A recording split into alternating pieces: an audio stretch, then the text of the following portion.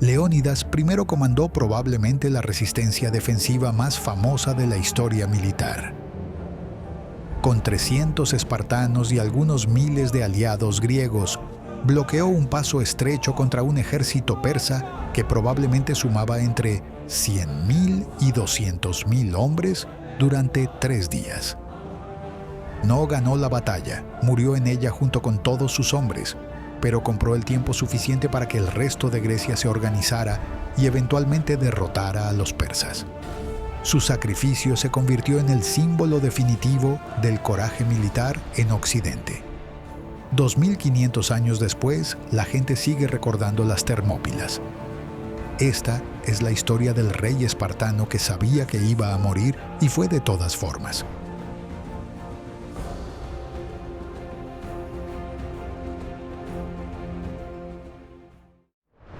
Leónidas nació alrededor del 540 a.C. en Esparta, hijo del rey Anaxándridas II. No era el heredero al trono, pues tenía un medio hermano mayor llamado Cleómenes, que era el siguiente en la línea de sucesión. Para los estándares de las monarquías normales, esto significaba que Leónidas viviría una vida relativamente cómoda, pero sin poder real. Pero Esparta no era una monarquía normal. Esparta tenía 2 reyes simultáneos de 2 familias diferentes, los Agíadas y los Euripóntidas, un sistema único diseñado para prevenir que cualquier individuo acumulara demasiado poder. Leónidas era de la línea Agíada, pero incluso dentro de su propia familia era el tercero en línea. Su hermano mayor Dorieo también estaba por delante de él.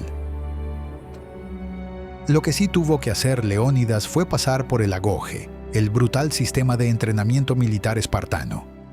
A los 7 años fue sacado de su familia y puesto en barracas con otros niños. Pasó los siguientes 13 años en entrenamiento constante. Los golpeaban, los dejaban pasar hambre intencionalmente para que aprendieran a robar comida sin ser atrapados. Los hacían pelear entre sí. Dormían en camas de juncos que ellos mismos cortaban con las manos desnudas. Esto era igual para todos los ciudadanos espartanos, incluso los príncipes. De hecho, ser de familia real probablemente significaba expectativas más altas y castigos más duros. El agoge no producía individuos creativos o intelectuales, producía soldados que obedecían órdenes sin cuestionar y que preferían morir antes que retroceder. Leónidas completó su entrenamiento y se convirtió en un ciudadano espartano completo alrededor de los 20 años. Sirvió en el ejército como cualquier otro espartano. Probablemente participó en las continuas guerras fronterizas con las ciudades vecinas. Esparta estaba constantemente peleando con Argos, Tegea y otros estados del Peloponeso. No esperaba ser rey. Pero la política cambió todo. Su hermano mayor Cleómenes se convirtió en rey alrededor del 520 a.C. y gobernó durante 30 años. Era competente militarmente, pero políticamente errático. Eventualmente se volvió inestable mentalmente, posiblemente por alcoholismo, y en 490 a.C. se suicidó. No tenía herederos varones. El otro hermano, Dorío, había muerto años antes en Sicilia, intentando establecer una colonia. Había salido de Esparta frustrado por no ser rey y buscó crear su propio reino en el exterior. Murió en combate contra cartagineses alrededor del 510 a.C. Esto dejó a Leónidas, alrededor del 489 a.C., cuando ya tenía unos 50 años, se convirtió en rey de Esparta. No era lo que había planeado para su vida, pero el agoge lo había preparado para adaptarse a cualquier situación. También se casó con Gorgo, la hija de su medio hermano Cleómenes, consolidando su posición. Gorgo era notable por sí misma. Las fuentes antiguas la describen como inteligente y políticamente astuta, inusual para las mujeres de la época en la mayoría de las ciudades griegas. Pero las mujeres espartanas tenían más libertad y poder que en Atenas o otras polis. Cuando Leónidas se convirtió en rey, Gorgo tenía alrededor de 20 años, y las anécdotas históricas sugieren que él valoraba su consejo. Los primeros años del reinado de Leónidas fueron relativamente tranquilos en términos de conflictos externos mayores. Esparta mantenía su hegemonía sobre el Peloponeso a través de la Liga del Peloponeso, una alianza de ciudades-estado que Esparta dominaba militarmente. Pero en el horizonte se avecinaba algo mucho más grande que las típicas guerras griegas: Persia. El imperio persa era la superpotencia del mundo antiguo. Controlaba desde Egipto hasta la India, millones de súbditos, recursos casi ilimitados. En 490 a.C., justo antes de que Leónidas se convirtiera en rey, los persas habían invadido Grecia y fueron derrotados por los atenienses en Maratón. Pero todos sabían que volverían. En 480 a.C. regresaron. El rey Jerjes I, hijo de Darío, organizó la invasión más masiva que Grecia había visto. El ejército persa era enorme. Las fuentes antiguas como Heródoto hablan de millones, lo cual es exageración. Pero los historiadores modernos estiman conservadoramente entre 100.000 y 200.000 combatientes, además de personal de apoyo. Venían por tierra a través de Tracia y Macedonia, con una flota naval masiva paralela en la costa. Las ciudades-estado griegas se reunieron en consejo. La mayoría querían rendirse o negociar. Persia era demasiado grande, demasiado poderosa, pero Esparta y Atenas decidieron resistir. El problema era que no podían enfrentar al ejército persa en campo abierto, serían masacrados por los números superiores. La estrategia fue defensiva: bloquear el avance persa en los puntos más estrechos. La flota griega pelearía en el estrecho de Artemisio, mientras el ejército bloqueaba el paso terrestre de las Termópilas, un desfiladero costero en Grecia central donde las montañas llegaban hasta el mar, dejando un paso de apenas unos metros de ancho. Las Termópilas era perfecta para neutralizar la ventaja numérica persa. En ese cuello de botella solo podían pelear unos pocos hombres a la vez. Un ejército pequeño de guerreros de élite podía mantener la posición indefinidamente en teoría. Esparta enfrentaba un problema religioso. Estaban celebrando las fiestas Carneas, un festival religioso donde la ley espartana prohibía realizar campañas militares. También se acercaban los Juegos Olímpicos, otro periodo sagrado. Esparta no podía movilizar su ejército completo sin violar sus propias leyes religiosas. Leónidas propuso una solución: llevaría su guardia personal de 300 espartiatas, ciudadanos de pleno derecho, todos con hijos varones, para asegurar que sus linajes continuaran. Técnicamente no era el ejército completo, era la escolta del rey. También irían aliados de otras ciudades griegas, sumando probablemente entre 5.000 y 7.000 hombres en total. Leónidas sabía exactamente lo que estaba haciendo. Esto era una misión suicida. Iban a retener a los persas el mayor tiempo posible mientras el resto de Grecia se preparaba. Cuando se despidió de Gorgo, ella le preguntó qué debía hacer. Según las fuentes, él respondió: «Cásate con un buen hombre y ten buenos hijos». Sabía que no iba a regresar.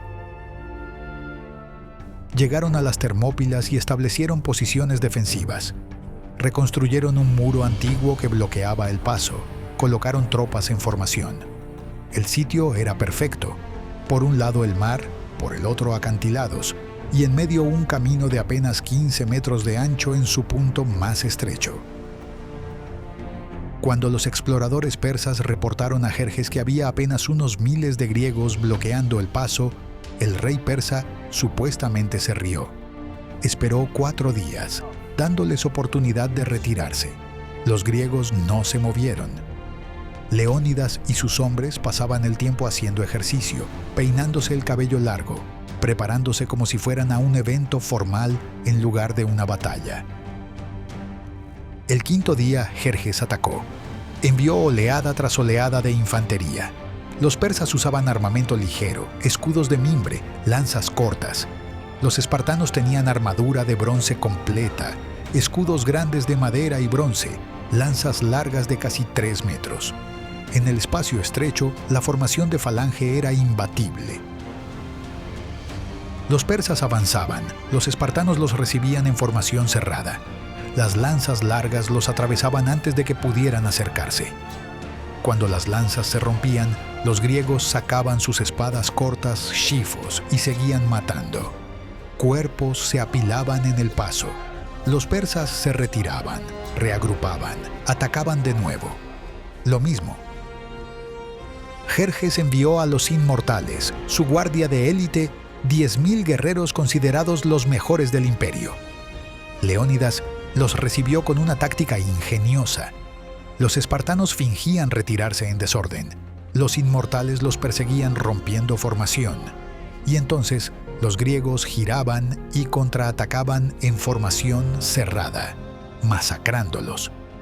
Los inmortales se retiraron derrotados.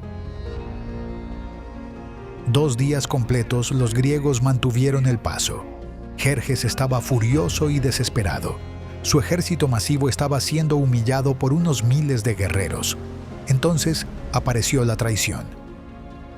Un griego local llamado Efialtes le reveló a Jerjes la existencia de un sendero de montaña, el camino a Nopea, que rodeaba las Termópilas. Los persas podían flanquear toda la posición griega. Jerjes inmediatamente envió tropas de élite durante la noche para tomar el sendero. Leónidas había puesto tropas aliadas focenses, alrededor de 1.000 hombres guardando ese camino. Cuando los persas aparecieron de madrugada, los focenses pelearon brevemente, pero se retiraron hacia las alturas en lugar de morir defendiendo el paso. Los persas continuaron descendiendo. Cuando Leónidas recibió noticias de que estaban siendo flanqueados, supo que se acabó. Ordenó a la mayoría de los aliados retirarse mientras pudieran. No tenía sentido que todos murieran. Quedaron los 300 espartanos, algunos cientos de tespios que se negaron a irse, y los tebanos que posiblemente fueron retenidos como rehenes porque Tebas tenía lealtades dudosas. En la mañana del tercer día, Leónidas y sus hombres sabían que iban a morir. Se cuenta que desayunaron bien porque esta noche cenaremos en el Hades. Cuando los persas atacaron, los espartanos salieron de su posición defensiva y pelearon en campo abierto, tratando de matar a tantos persas como fuera posible antes de morir. Pelearon con lanzas hasta que se rompieron. Pelearon con espadas hasta que se rompieron. Pelearon con puñales, con manos desnudas. Leónidas murió relativamente temprano en el combate. Su cuerpo se convirtió en el centro de una batalla feroz, los espartanos intentando recuperarlo, los persas intentando tomarlo. 4 veces los espartanos recuperaron el cuerpo de su rey. Eventualmente fueron rodeados completamente. Los sobrevivientes se retiraron a una pequeña colina dentro del paso y formaron un círculo. Los persas los rodearon, pero no querían acercarse porque cada espartano que moría se llevaba varios persas con él. Finalmente, Jerjes ordenó que los mataran con flechas desde la distancia. Los espartanos murieron bajo una lluvia de proyectiles. Cuando terminó, todos los 300 espartanos estaban muertos, junto con los tespios y la mayoría de los tebanos. Habían retenido al ejército persa durante 3 días, matando supuestamente alrededor de 20.000 persas según Heródoto, aunque el número real probablemente fue menor, pero aún significativo. Jerjes, furioso porque Leónidas le había costado tantos hombres, ordenó que decapitaran su cuerpo y pusieran su cabeza en una estaca. Un acto de rabia inusual para los estándares persas, que generalmente respetaban a guerreros valientes. Pero la muerte de Leónidas logró su objetivo. Las Termópilas dieron tiempo suficiente para que la flota griega evacuara y que el ejército griego se reorganizara. Meses después, en Salamina, la flota griega destruyó la armada persa. Un año después, en Platea, el ejército griego derrotó al ejército persa terrestre. Persia se retiró de Grecia permanentemente. Esparta recuperó los huesos de Leónidas 40 años después y los enterraron con honores. Le construyeron un monumento en las Termópilas con la inscripción famosa: extranjero, ve y dile a Esparta que aquí yacemos, obedeciendo sus órdenes. Leónidas vivió 59 o 60 años, reinó apenas una década, pero esa última batalla definió todo. El rey espartano que sabía que iba a morir, que eligió el lugar y momento de su muerte y que con su sacrificio salvó a Grecia de ser conquistada. 2 milenios y medio después, seguimos contando su historia.